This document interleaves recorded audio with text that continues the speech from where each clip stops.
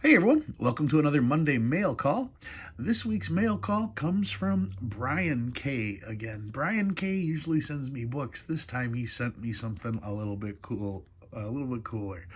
It says, "Hi Steve, I thought you would like to add this to your $3 collection. It is not an error, but it is a counterfeit. Cool bank though." Signed, Brian. All right, Brian, let's take a peek at what we got here. He sent me an obsolete currency. This is from Springfield, Massachusetts. You can see Massachusetts here, and it is the John Hancock Bank.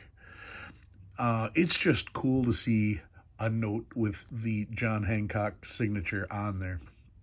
I wasn't aware that that John Hancock actually had a bank, but this particular note, it's a $3 bill, and what makes it so cool is the fact that it's a counterfeit.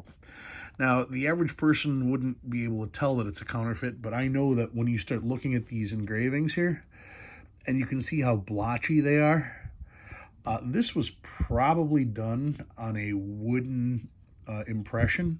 That's probably how they got there, but you can see how the swirl pattern just kind of blends together and mushes together. There aren't any clear lines or definitions in this area right here. So that's the first giveaway. You'll notice that on a lot of counterfeits when they used wooden blocks. There's not a whole lot of definition to the picture itself. The vignettes are almost cartoonish, just because that is how they end up coming off. Now this one's seen some days, but it's a counterfeit nonetheless, and it's a $3 counterfeit, so that is exceptionally cool. There's nothing on the back. You can just see where it says 3 that's kind of bleeding through the paper. That was kind of a standard feature of all these old notes like this. What I did do is I pulled out my Don Kelly book just to see what was in here, and sure enough, there it is. Train leaves smoky wake, and you can see it says CFT, which means counterfeit. Very good, 175, very fine, 350 for the counterfeit, and there is a proof that's worth roughly $2,000 as well. Now, when they go through all the effort to say counterfeit in this book, that generally means that all of the actual notes either didn't get printed or they were all accounted for.